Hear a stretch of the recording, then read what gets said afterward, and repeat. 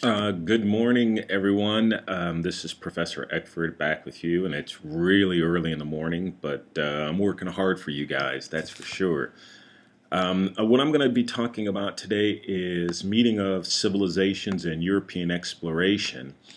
And I think the few words I can give you about this particular topic in American history will probably help you along the way as you begin your reading. And what I'll try to do at the end of this session is talk about some of the readings.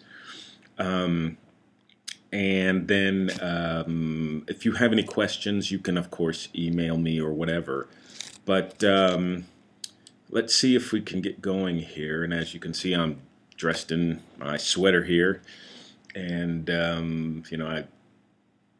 it's really early, so I'm really cold. So I know I'm not dressed in formal attire, but so bear with me. Um, Online courses are unique in that you can just kind of sit back and relax. All right, so let's talk about meeting of civilization and European exploration. So what we're here to do now in this module is talk about how the American continent was inhabited by Europeans, and what happens when we have two um, disparate civilizations who run into each other, and what happens. Sometimes you can have situations where civilizations come and they mingle together, and there is a lot of syncretism going on where they're borrowing and sharing ideas. Or sometimes it's a clash of civilizations where the two civilizations are so disparate and so fundamentally different that usually the outcome is not a positive one. One, if they have more technology, luck on their sides, or what have you, then one civilization might end up dominating another and completely wiping that civilization out. And that's been the story of mankind, somewhat our history. So one of the first things that I'm going to try to do is go over some overview of the explorations of Christopher Columbus, provide somewhat of an overview of civilizations before European discovery, and talk about globalization a little bit, and then of course provide some fundamental basis for the destructions of Native Americans. And you can get that from Jared Diamond's Guns, Germs, and Steel, which I think is a very good book by Professor Diamond over at UCLA. All right, let's begin with human origins. There are questions of where do human beings come from. You know, you can harbor the chicken or the egg. The question in and of itself is a very fundamentally human question and a very fundamentally religious question, I think. At least religious people are fundamentally interested in where human beings come from, because if they can validate that it was their God who produced human beings, then their God, of course, would have ascendancy. But nevertheless, most groups have particular questions about their origins, and they usually come up with, or at least in ancient times, came up with mythologies that they believed to be true that gave them some semblance of their origins. Now, the word mythology I've used does not necessarily denote that it's false.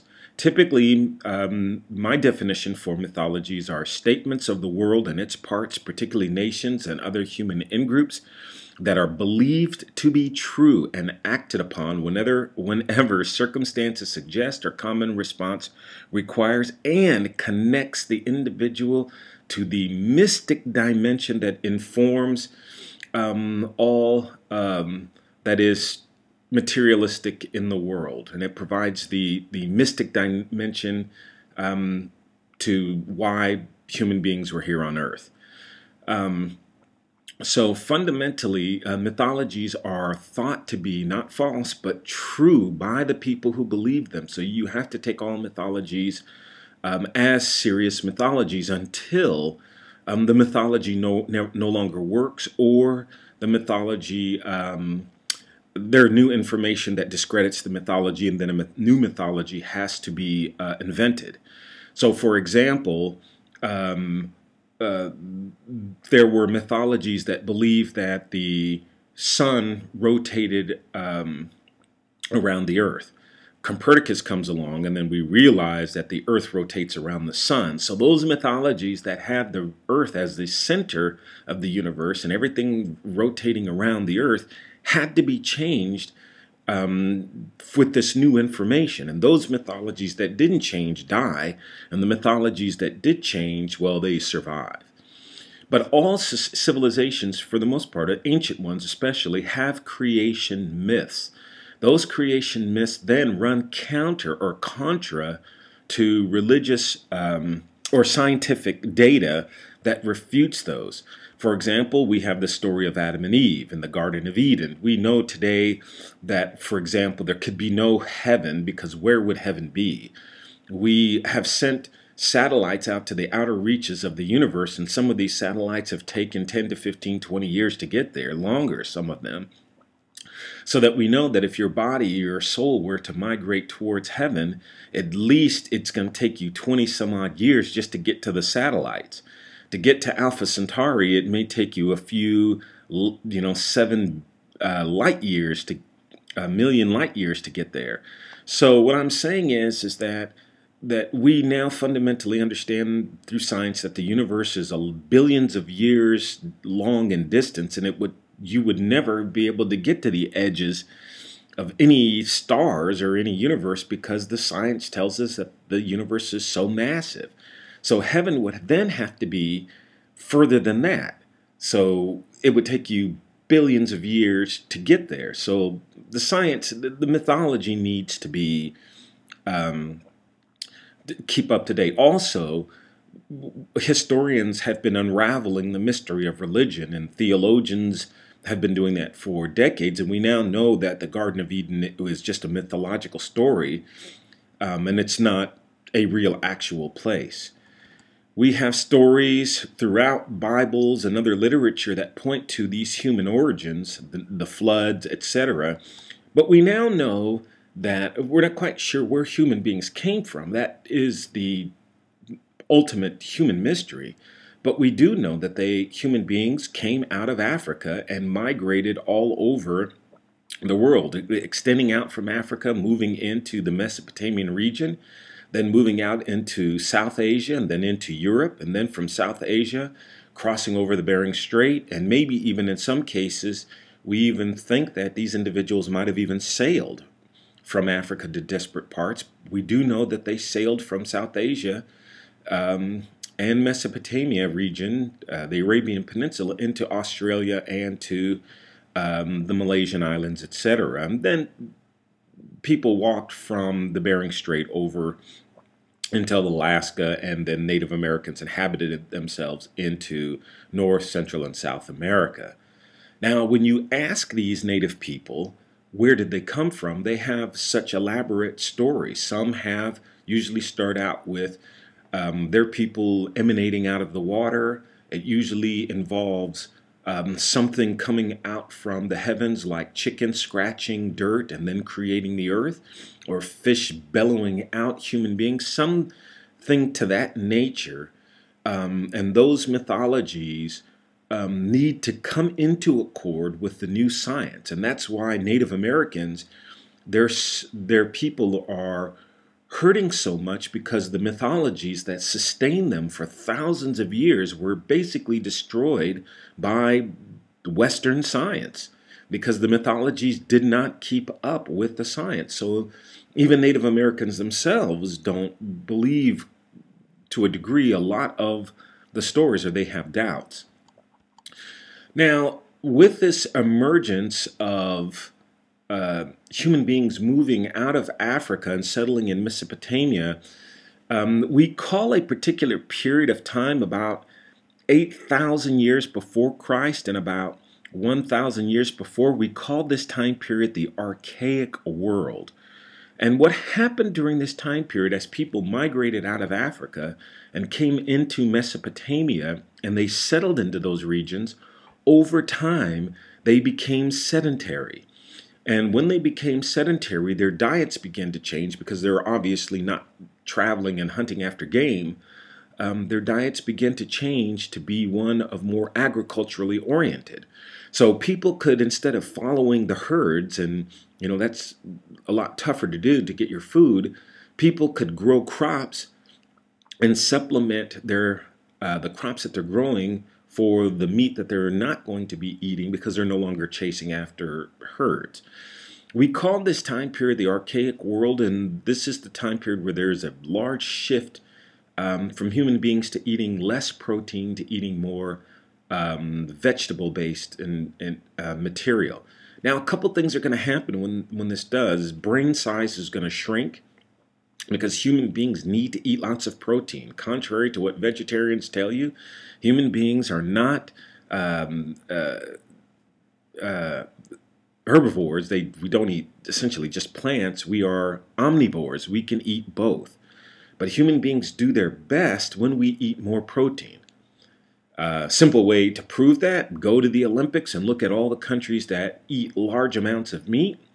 And they tend to be countries like the United States that dominate in sports, that people are just generally larger. Look at countries that tend to eat less meat, like in Asia, and the people tend to be a lot smaller. Asians, when they migrate over to or immigrate over to the United States and they go on American diets of more protein, their children are a lot larger. So that's just no doubt about that. So what we have here is a shifting away. Oh, and also what we've found out also from the shift in the diet from more plant-based, that then we begin to see lots and lots more diseases within the human population. We've been able to look at bones, fragmented bones from people in Egypt during the Pharaonic period, and these were very small and brittle people, lots of broken bones, bad teeth. Same thing with the Aztecs. Very few Aztecs had full sets of teeth because they ate a lot of corn, and that corn stuck in their teeth and rotted out their teeth. So the meat-based diet is much more productive for human beings, but you need to mix that up with a little bit more vegetables. So here we see the rise during this archaic period of vegetables, and what's more important for us, for people in the Americas, is we begin to see the rise of maize culture. Now this is a very important part, and you should take note of this. Corn in the Americas becomes the most staple crop for those people within the three regions: North America, Central America, and South America. Okay, now the interesting thing about corn, if you take a look at a ear of corn right off the stalk, you'll notice that it's wrapped in these green leaves. You've probably seen an ear of corn. The interesting thing about that is that those leaves are an outer shell that protects the seeds inside from falling out. So what we do know about corn is that corn does not grow naturally, because in order for plants to propagate themselves, the seeds need to be exposed to the environment, and they need to fall off and get into the soil or be carried off and eaten off and planted. With corn, this protective hull keeps the seeds from being taken or fallen and planted. So we do know that corn was invented by man. And it started out, and you can Google this, a plant called teosinte, T-E-O-S-I-N-T-E, teosinte. And it's basically a little stalk about an inch or so, and from that, human beings kept manipulating that plant until they were able to grow corn in its present shape. And that must have taken, I would say, literally hundreds of years to do that, to get that particular species. Well, maybe not even that much. I'm not a botanist, but I would believe that trial and error with different plants would have taken quite a long time. But the thing to note about this is human beings, our brain capacity and our power to generate ideas, by and large, was the same as it was thousands of years ago. We're essentially the same human beings.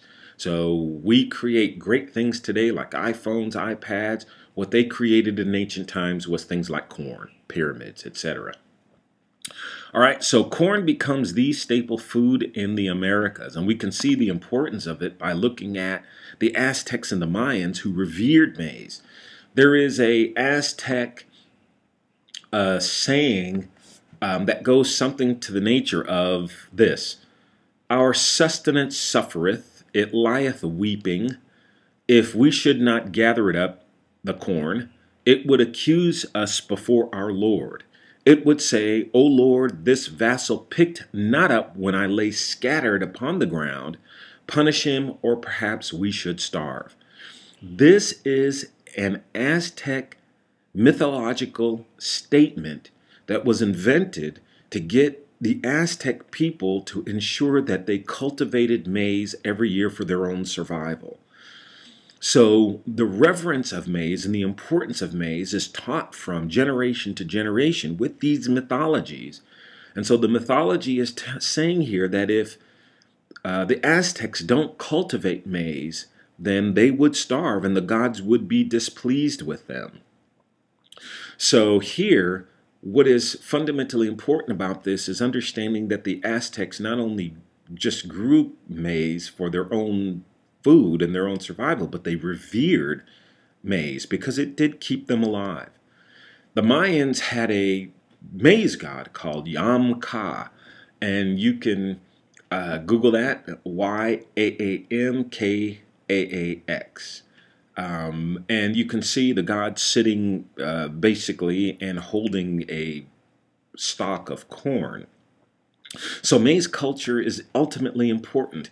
What happens, why it's important to this is because with agricultural production comes stockpiles. And with stockpiling, you need to be able to distribute. So you need roads, distribution. You need people to bring in the corn from the fields. So you need to have workers organized.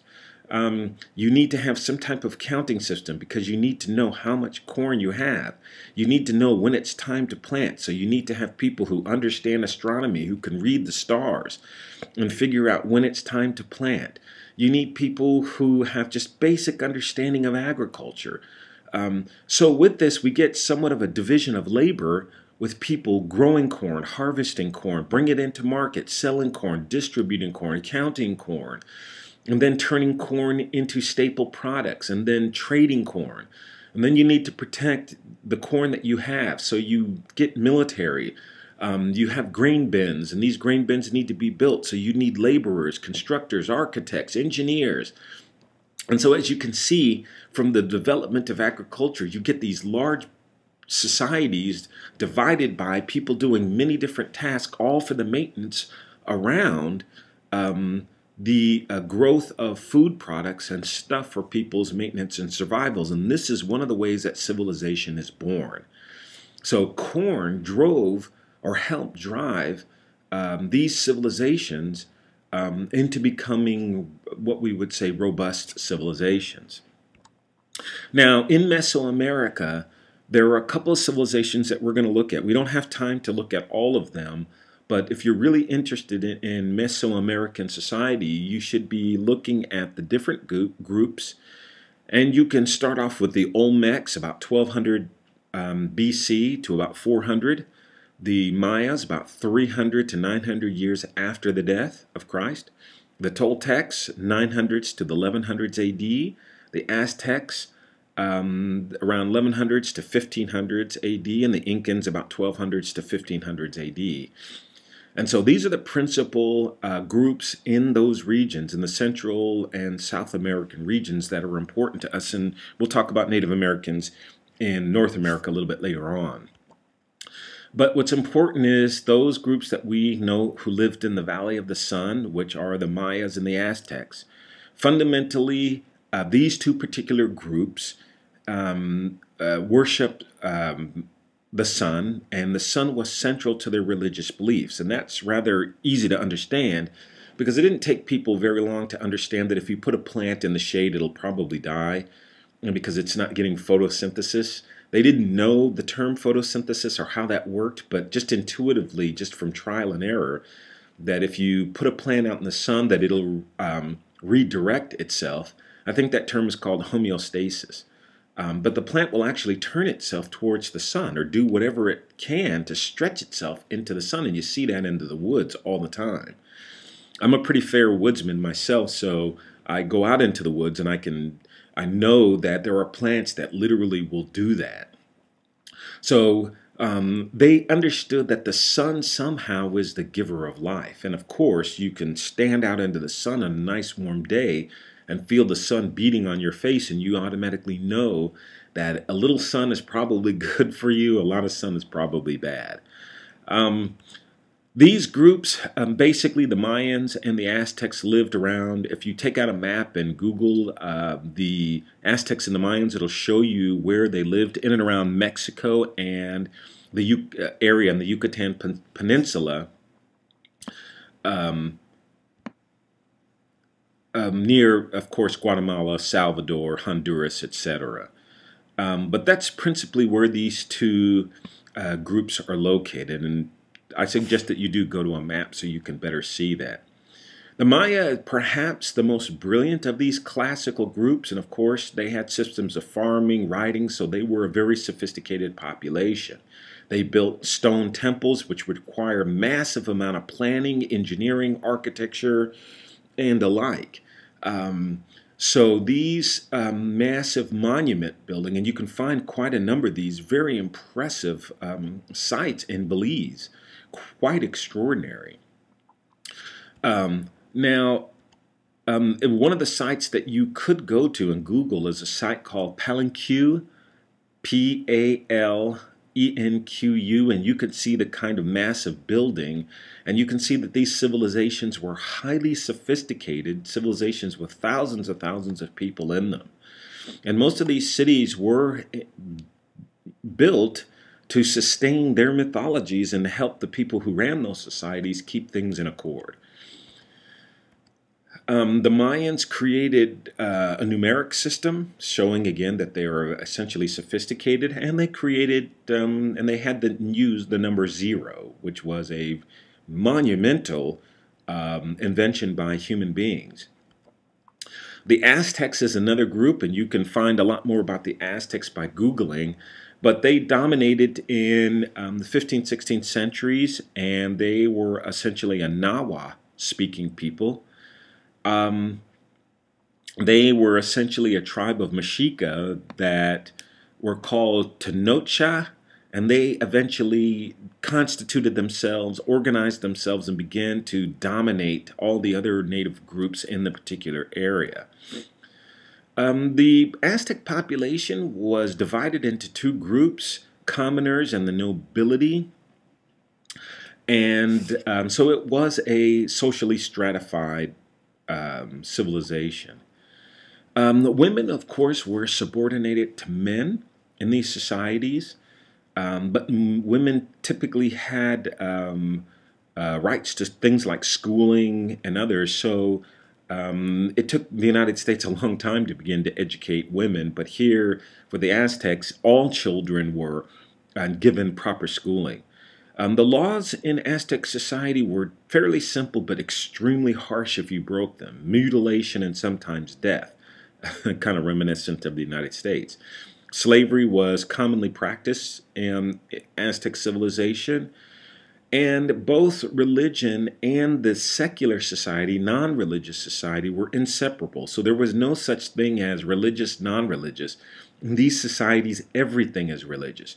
The same thing here in our present society, but we try to pretend that there are things that are religious and things that are not religious. The Aztecs did practice sacrifice, and there were altars spread out throughout the Aztec Empire that the Spaniards saw. So there's a common misunderstanding that Aztecs did not practice human sacrifice, and that's not true. They did. And there are explanations for why that is. And the essential idea is that in order for human beings thought, in order for there to be more life, you had to take life to create life. And that's a fairly reasonable thing to suspect, because we human beings are living because we've been eating life. We eat fish, chicken, vegetables that have vegetable consciousness, animal consciousness. So you eat things that are alive.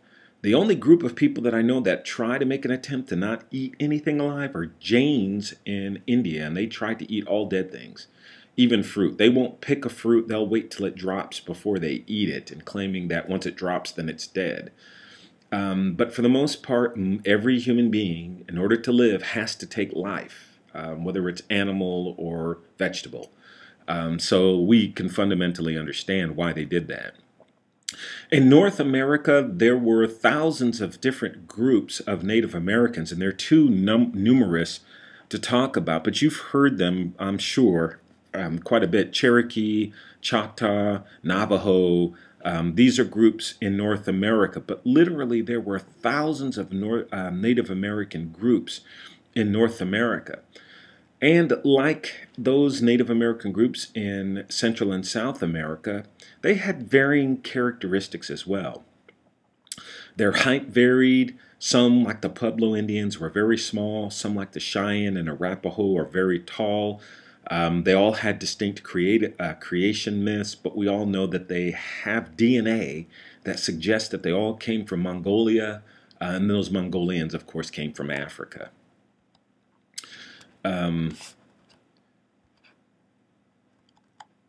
So the thing that I want you to take away from this very brief introduction to Native American groups is that we know that Native people originated out of Africa, migrated into different regions of the earth. People from the Mongolia region in Asia moved across into Alaska, down Alaska into the Americas, and then populated all the way down into South America. And then these particular groups became our North American Indians, our Aztecs, Mayans, Toltecs, etc.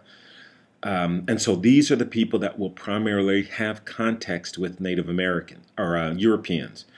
But what I want you to take from this is that these were highly sophisticated populations that had a history. They were not unsophisticated and barbarous as the Europeans made them out to be as they came into contact. They just had two totally different dynamics and sophistications, and for various reasons, which I'll explain in Guns, Germs, and Steel, the Europeans began to dominate. Now, we know that there were groups outside of the Americas that we believe came into contact with Native Americans prior to the Europeans. These groups are the Chinese, Africans, and of course the sub-European group, or the Northern European group we call the Norse. For the Chinese, historians have been looking at an individual named Zheng Ho. You spell his name Z-E-N-G-H-E. Born 1371 to about 1433. He was born in the Yunnan province of China, and he was baptized or brought into the Muslim faith. Cheng Ho was, we believe, was one of many of the great Chinese explorers. And we believe that his ship, which was about 400 feet long, traveled the Americas between 1405 to about 1433, and that's about 85 years or so before Christopher Columbus. And we contrast that to Christopher Columbus's ship, which was about 85 feet long. So the Chinese had a much larger fleet, and the ships were much larger and much more powerful, and they could bring back much more stuff than the Europeans' tiny fleet. And how do we know that Cheng Ho? Well, we look at primary source documents, and one document that it's quite extraordinary. So if you Google Cheng Ho and Google Chinese treasure ships, you will find lots of interesting information on this. But one of the most spectacular ones that I saw was a Chinese man holding a giraffe. Now the question is, where would a Chinese individual get a giraffe? Because we know giraffes in Africa. Well, we know these treasure ships sailed, and they probably brought back a giraffe, and someone drew a picture of it, and it's quite extraordinary. There are also, you can find on Google, interesting maps We know that these people like Hong Bao, Shang Ho, Zhu Wen, Yang King, they traveled quite extensively all over the globe a lot earlier than Christopher Columbus. For the Africans, we have Abu Bakr, 1311. So the story goes with Abu Bakr is that he was a young prince who wanted to explore the world. His father gave him and built him ships. He and several hundred people got on these treasure ships and sailed off and were never seen again. And what we think happened to them is that this person was, we call Abu Bakr, was part or a prince of the Malayan Empire, and we think that he might have landed in the Yucatan Peninsula. And what information or data we have for this are Olmec heads that have anthropometric features of Africans. So if you go Google Olmec heads, you will be able to see these Olmec heads, and if we use what we call the somatic norm image, in other words, we look at a person's physical features and we try to determine if those physical features match up racially with other groups that exist today. And researchers claim that those Olmec heads look like Africans or black people. So that's giving credence to that. Now, whether or not that's actually true, we don't know. More work needs to be done by historians who are looking at that. The Vikings themselves sailed from the late 18th century to the 11th century on the Volga River through Russia to Greenland and then over to North America a lot earlier than Christopher Columbus did. And of course, the Vikings were great seafarers. So we do know that they had the capacity, and there is enough evidence to suggest that they did explore the North American continent prior to Christopher Columbus. And this is largely why Columbus Day has gone out of fashion. One, because we know he didn't discover the Americas. There were people here first. Two, there were other groups, we believe, Chinese, Africans in the north that got here earlier. And those groups came, but they did not destroy. The Spaniards, Christopher Columbus, they came, they destroyed, and they pillaged. So for Native Americans, Columbus Day has essentially gone out of favor, and so has it for other Americans. Now, I'm going to move a little bit forward here, and you might want to, if you want to take a break and stop and come back, you could do that. And what I think I'm going to do at this point is stop here and then go to part 2 because this is still quite a lengthy video. So I'll stop here and then you can go on to the companion section of part 2. All right, so I'll see you in part 2.